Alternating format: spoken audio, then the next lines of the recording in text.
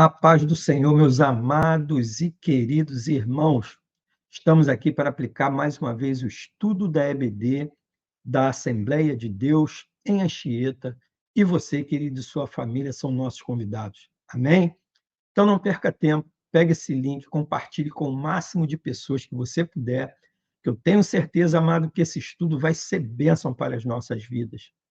E eu aproveito aqui também para agradecer ao meu pastor Davi Ferreira, como também a toda a família sacerdotal da ADMA, por estar mais uma vez à frente desse estudo da Escola de Estudo da EBD, da Assembleia de Deus Ministério em Anchieta.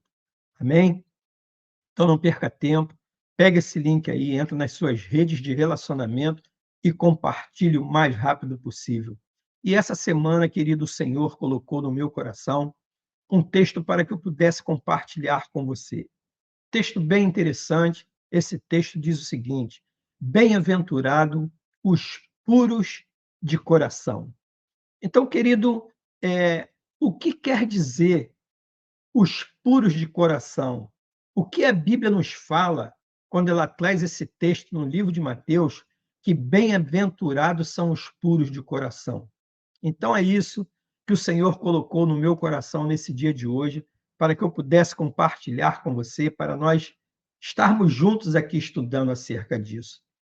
Mas, como nós fazemos sempre, querido, nós vamos estar aqui orando para que o Senhor tome a frente desse estudo, que eu não venha aqui falar nada que saia do meu coração, mas que sim, querido, que saia direto do coração de Deus. Esse é o meu desejo, querido, eu acredito que seja o desejo de Deus também para o seu coração. Amém? Então, se você puder, curva a sua cabeça que nós vamos estar orando. Meu Deus e meu Pai, louvado, glorificado, bendito e santo é o teu nome, Senhor. Primeiramente, eu quero te agradecer por este dia na tua presença. Quero te agradecer, Senhor, pelo ar que respiramos, pelo fôlego de vida que tu tens nos concedido. Quero te agradecer, Senhor, por todos os livramentos que tu tens nos dado. Muitos, Pai amado, passam por despercebidos, sem que nós possamos até ver, mas tu estás ali conosco, nos guardando, nos abençoando e nos livrando de todo mal. Quero te agradecer também, Senhor, pelo alimento que chega em nossas mesas, concedida por ti. E quero te pedir, Pai, que tu tome a frente desse estudo da EBD, da Assembleia de Deus Ministério em Anchieta. Que eu não venha aqui, Pai amado, falar nada que saia do meu coração, mas que sim, Pai amado, que saia direto do seu coração para o coração dos teus filhos. É o que eu te peço e eu já te agradeço em nome de Jesus. E você que está aí junto comigo, se puder, você diga amém. O Senhor também colocou no meu coração essa semana 2 textos para que eu pudesse estudar juntamente com você esse tema, né? Os textos são ali do livro de Mateus, capítulo 5, versículo 8, e Salmos 51. Vamos ler o versículo 10 e 11. Então, se você tiver em posse da sua Bíblia, abra para que nós possamos ler a palavra de Deus e você possa acompanhar. Se você não tiver em posse da sua Bíblia, acompanhe aqui pela tela do seu celular ou do seu computador. Amém? Mateus 5, 8. Bem-aventurados os puros de coração, pois verão a Deus. Salmos 51, versículo 10 e 11. Cria em mim, ó Deus, um coração puro e renova em mim um espírito reto. Não me lances fora da tua presença e não retires de mim o teu Espírito Santo. Então, esse foi o texto que o Senhor colocou no meu coração para que eu pudesse compartilhar com você nesse dia de hoje e dar início a esse estudo, ao qual nós vamos falar acerca do bem-aventurado, né? Os puros de coração são aqueles que herdarão o céu, são aqueles que viverão uma eternidade ao lado do Senhor. Eu gostaria de falar para você, querido, que o ser humano, normalmente, ele é egoísta por natureza. Na maioria das vezes, eles querem o quê? Todas as atenções voltadas para eles, priorizando a ele e as suas necessidades, os seus desejos, e só depois, se sobrar algum tempo, né, e vontade no coração dele, ele vai fazer o quê? Ele vai olhar para o lado, para ajudar ao próximo, para ajudar as pessoas. E muitas das vezes, querida, a sua relação com Deus não é diferente. Sempre que vai orar, foca apenas no pedir. É Senhor, me dá isso, Senhor, me dá aquilo, Senhor, me concede isso, Senhor, me concede aquilo. E nunca ele ora para poder agradecer ao Senhor, porque o Senhor abençoou ele, pelo que ele já conquistou, pelo que ele tem, querendo que Jesus, querido, resolva a sua situação financeira, solucione um problema no seu trabalho ou na sua casa. E na maioria das vezes, querido, ele quer que Deus lhe dê coisas que muitas das vezes eles não precisam. Enfim, querido, ele sempre quer ser servido por aquele que ele deveria de servir. O meu desejo, o seu desejo é servir ao Senhor, não o Senhor nos servir. Porém, querido, a coisa ela não funciona bem assim. Eu gostaria de passar para você um diálogo que Jesus teve com um homem que ele estava preocupado apenas o quê? Com os seus interesses, com os seus benefícios próprios. E esse texto, querido, ele está no livro de Lucas, capítulo 12, versículo 13 e 14, que diz assim: alguém da multidão lhe disse, mestre, dize a meu irmão que divida a herança comigo. E aí Jesus respondeu a ele, homem, quem me designou juiz ou árbitro entre vocês? Então foi essa a resposta que o Jesus deu para esse homem, quando lhe fez essa pergunta. A Bíblia não diz quem era esse homem. Sabemos apenas que ele queria que seu irmão dividisse sua herança com ele. E para conseguir o que ele queria, o que ele fez?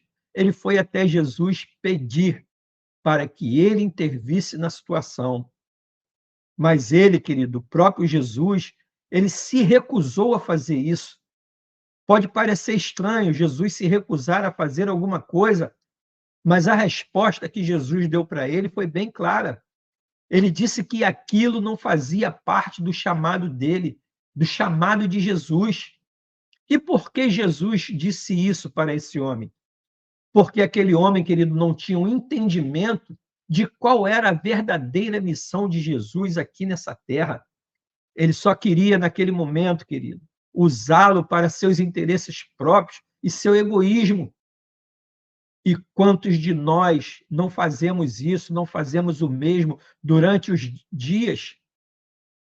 Pensamos que Jesus é um gênio da lâmpada mágica, que vai atender o que? Todos os nossos pedidos, todas as nossas solicitações. Mas o propósito dele, querido, ter vindo a essa terra, foi bem maior do que isso tudo. E qual foi esse propósito? Quando você vai, querido, no livro de João, capítulo 6, versículo 38 e 39, nos diz qual foi o propósito do Senhor ter vindo aqui nessa terra. Ele diz, pois desci do céu, não para fazer a minha vontade, mas para fazer o quê? A vontade daquele que me enviou. E esta é a vontade daquele que me enviou, que eu não perca nenhum dos que ele me deu, mas os ressuscite no último dia. Então, o Senhor, querido, ele veio aqui nessa terra, o Senhor Jesus, para nos levar para a eternidade. Ele veio para não nos perder, para que nós possamos nos arrepender dos nossos pecados e possamos viver uma eternidade ao lado dele. Ou seja, querido, para você entender melhor, a verdadeira missão de Jesus é nos salvar e restaurar o nosso relacionamento com o Pai, com o Deus Todo-Poderoso. Jesus conhecia a intenção do coração daquele homem, tanto que ele, em seguida, Jesus fez uma advertência sobre o perigo de querermos as riquezas deste mundo e não priorizarmos o reino de Deus e não priorizarmos a Deus. Então, meu irmão, eu e você, nós devemos de tomar cuidado, ficarmos sob aviso contra todo tipo de ganância. E quando nós vamos no livro de Lucas, capítulo 12, versículo 5, já nos diz acerca disso. E disse-lhes, acautelai-vos e guardai-vos da avareza. A vida de um homem não consiste na quantidade dos seus bens. Então, isso aqui, querido, é um ensinamento para mim e para você que está aqui me assistindo hoje. A vida de um homem não consiste na quantidade dos seus bens. E por que Jesus falou isso?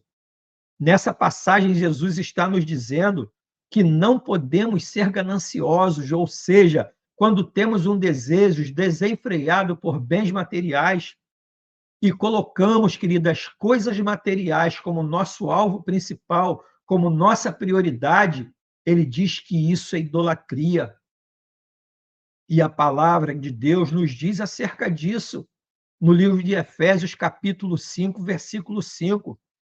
Nos diz, porque vocês podem estar certo disto. Aí ele diz, nenhum imoral, nenhum impuro, nenhum ganancioso, que é idólatra, tem herança no reino de Cristo e de Deus. Então, a palavra de Deus nos diz acerca disso, de nós não sermos gananciosos, de nós não sermos imoral, de nós não sermos impuros, idólatras.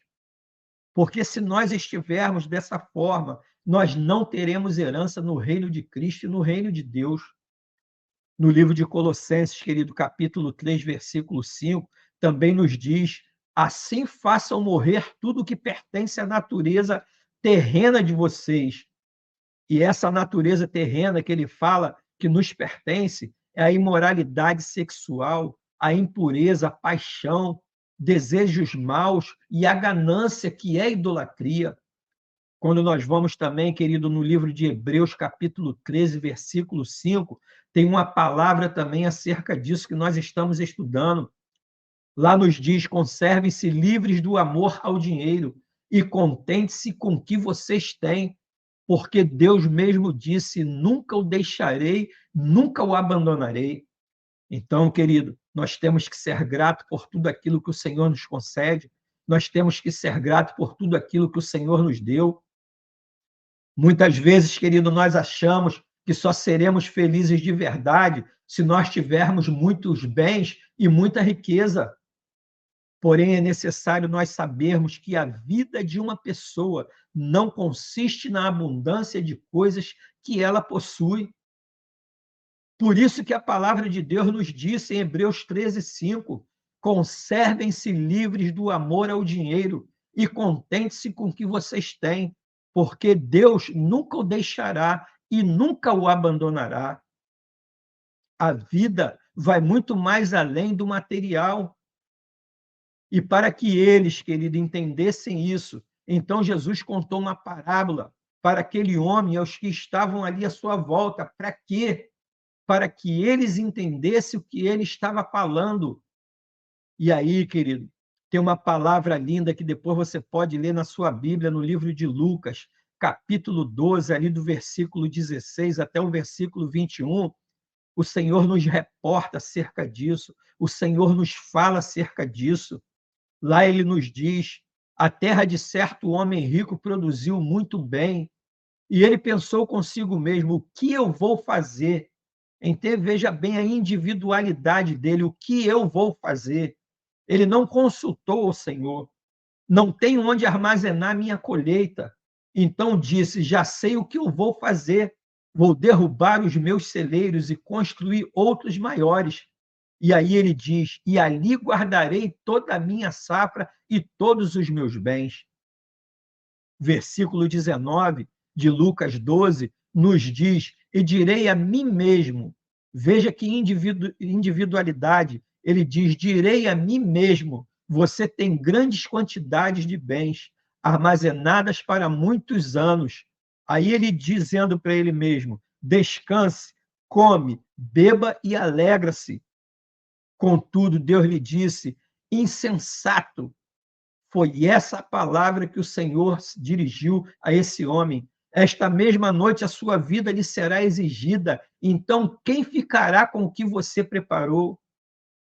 Você entende isso, querido? Que nós não somos donos de nada. Nós somos apenas administradores enquanto estamos vivos. E o Senhor aqui repreende. Quem ficará com o que você preparou? Assim acontece com quem guarda para si riquezas, mas não é rico para Deus. Então, querido, as nossas riquezas terrenas, elas não servem para nada, ela não serve para nos levar para a eternidade, ela não serve para nos aproximarmos de Deus. E aqui, querido, nesse texto que lemos de Lucas 12, precisamente do capítulo 16 até o 21, podemos observar 3 situações para nós ficarmos atentos, para quando Deus nos abençoar, não cometermos os erros que ele cometeu, que esse homem cometeu. E qual foi o primeiro erro que ele cometeu, que eu acho que ele cometeu? Deus o abençoou ao permitir que as suas lavouras produzissem o que? Em abundância. Foi o Senhor que abençoou a ele para que as suas lavouras tivessem abundância. E ele, ao invés, querido, de colher os frutos e separar uma parte para ajudar os pobres e necessitados, ele fez isso? Não, querido. Ele preferiu estocar tudo. Ele pensou apenas nas suas necessidades e no seu próprio conforto, mas não nos outros.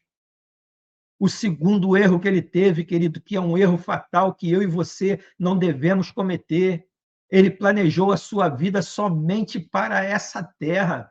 E tem muita gente aqui que está planejando a sua vida somente para essa terra e não para a eternidade. E aí, querido, quando nós vamos no livro de Provérbios, capítulo 11, versículo 4, nos traz uma palavra acerca disso, para essas pessoas que planejam a sua vida somente para essa terra.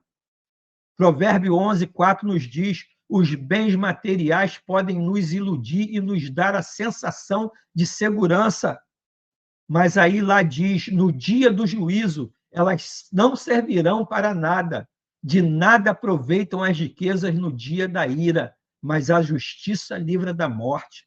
Então, o que livra a mim, o que livra você da morte e do juízo de Deus é o próprio Senhor, é o Deus vivo, é o Deus Todo-Poderoso. Um outro erro que esse homem cometeu, ele não cumpriu a sua missão. Eu e você, querido, nós temos uma missão aqui na terra.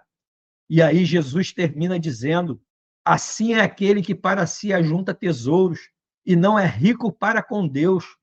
Ao ser abençoado, Deus esperava que aquele homem também abençoasse o quê? A sua obra e as pessoas mais necessitadas.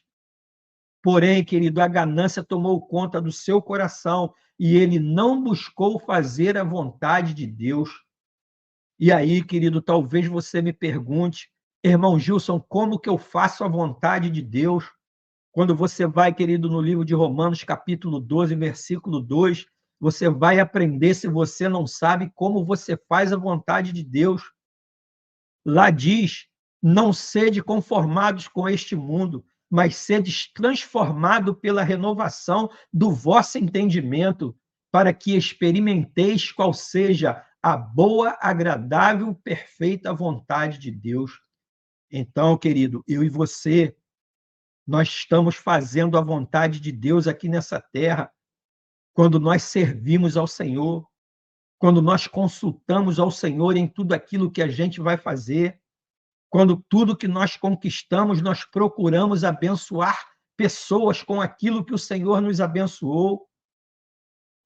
E Jesus, querido, ele não parou por aí. Ele continuou dizendo àquele homem, aquelas pessoas que estavam ao seu redor.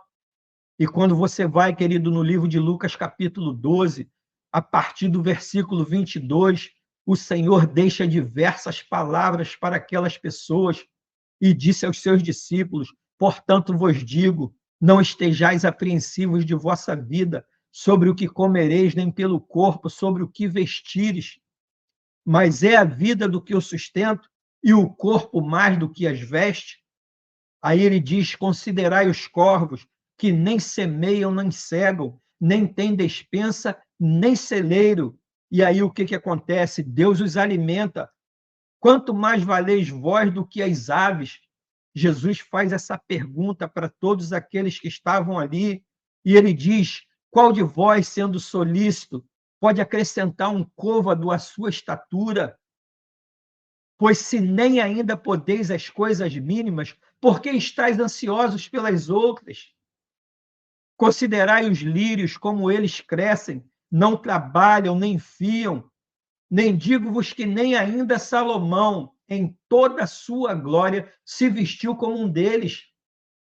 E Jesus também diz para ele, querido, se Deus assim veste a erva que hoje está no campo e amanhã lançada no forno, quanto mais a vós, homens de pouca fé. E ele diz também, querido, para aquele povo, não pergunteis, pois, que haveis de comer ou que haveis de beber, e não andeis inquietos. Por quê? Porque as nações do mundo buscam todas essas coisas, mas vosso Pai sabe que precisais delas. Aí ele diz, buscais antes o reino de Deus, e todas estas coisas vos serão acrescentadas. Então aqui Jesus nos dá uma aula que eu e você, nós devemos procurar primeiro o reino de Deus e tudo que nós estivermos precisando nos será acrescentado. E ele termina dizendo para aquele povo, não temais, ó pequeno rebanho, porque a vossa Pai agradou dar-vos o reino. Então o Senhor, ele se agrada em dar o reino dele para mim e para você, em participar desse reino comigo e com você. Ele diz, vendei o que tem e dai esmolas, fazei para vós bolsas que não se envelheçam, tesouro nos céus que nunca cabem, onde não chega ladrão e a traça não corrói. E aí, quando ele chega nesse livro de Lucas, querido, capítulo 12, versículo 22 a 34, no versículo 34, Jesus fecha, porque onde estiver o vosso tesouro, ali estará também o vosso coração.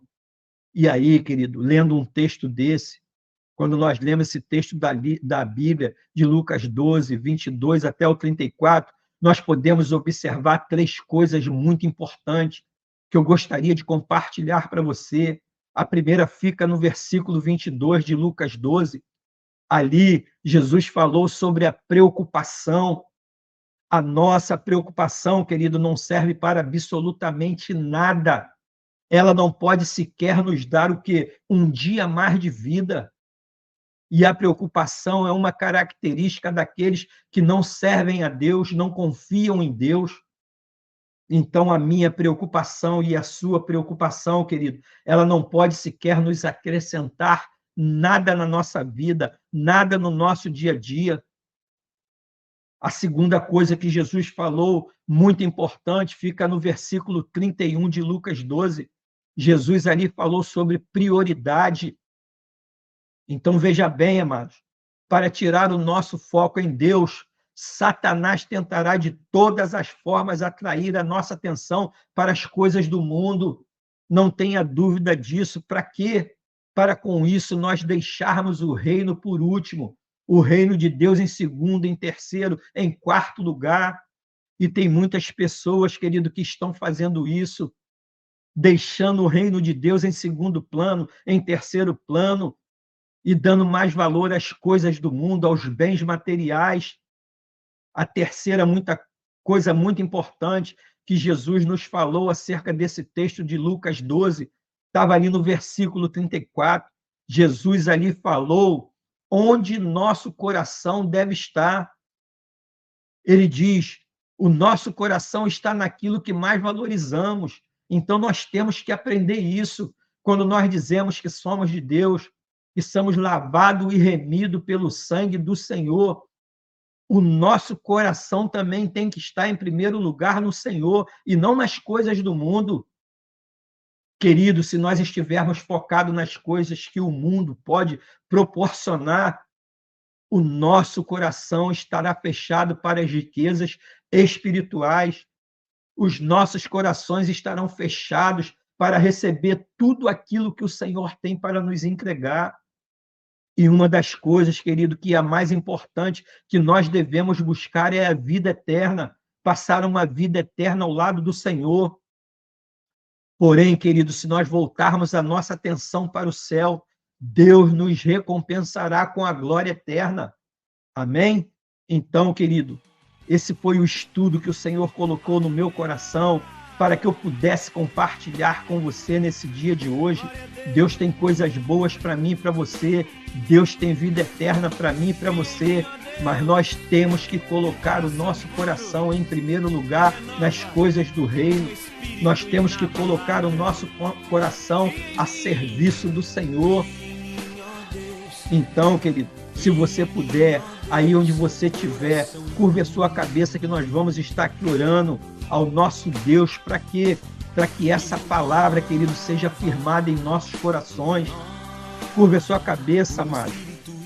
Meu Deus e meu Pai, louvado, glorificado, bendito e santo é o teu nome, Pai. Muito obrigado por esse estudo maravilhoso, por essa palavra maravilhosa que tu nos concedeste nesse dia de hoje. Que essa palavra, Pai amado, possa ter entrado em nossos corações para fazer morada. Que essa palavra, Pai amado, não fica, Pai amado, no campo da audição nas nossas vidas, mas que ela venha ficar, Pai amado, no campo da prática. Que nós verdadeiramente possamos ser bem-aventurados, possamos ser puros de coração, para que nós possamos, Pai amado, herdar tudo aquilo que tu tem preparado para nós. Que essa palavra, Pai amado, seja a palavra que os teus filhos estavam precisando ouvir nesse dia de hoje da tua parte, para que eles possam se tornar, Pai amado, em um bem-aventurado, em um puro de coração. Que esses corações dos teus queridos e queridas sejam corações, Pai amado, de terra fértil, que recebam essa semente da palavra e que essa palavra, Pai amado, se multiplique a 100 por 1, para que possamos, Pai amado, pô-la em prática em todos os dias das nossas vidas. É o que eu te peço, Pai amado, e eu já te agradeço, em nome de Jesus. E você, querido, que está comigo, diga amém. Louvado, glorificado, bendito e santo é o teu nome. Querido, que palavra foi essa que o Senhor nos concedeu nesse dia de hoje, acerca dos bem-aventurados e dos puros de coração? Essa palavra, querido, abriu o meu entendimento, fortaleceu a minha fé, me trouxe o entendimento que eu tenho que ser puro de coração, para que eu possa ser um bem-aventurado, para que eu possa tomar posse de tudo aquilo que o Senhor tem preparado para a minha vida. Eu espero, querido, que essa palavra também tenha criado esse mesmo impacto na sua vida. Se essa palavra foi uma bênção para a sua vida, coloca aí nos comentários, glória a Deus, aleluia. Pegue esse link também, querido, e compartilhe com o máximo de pessoas que você puder. Eu tenho certeza, querido, que nas suas redes de relacionamentos tem pessoas que precisam ouvir uma palavra como essa que nós ouvimos aqui hoje, que abençoou as nossas vidas, que edificou as nossas vidas. Então, querido, não perca tempo, compartilhe esse link.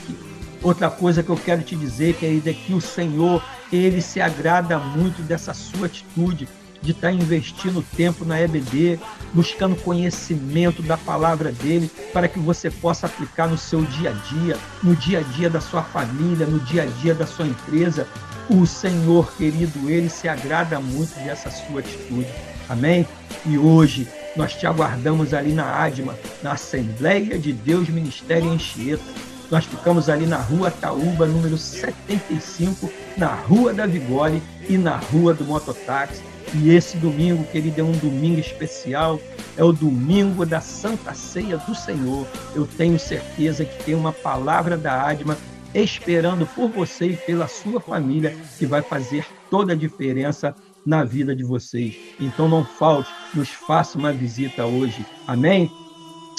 Um beijão no seu coração, que você tenha um dia abençoado, uma semana abençoada, um mês abençoado, um ano abençoado, na presença do Senhor, com toda a sorte de bênçãos e coisas boas, querido.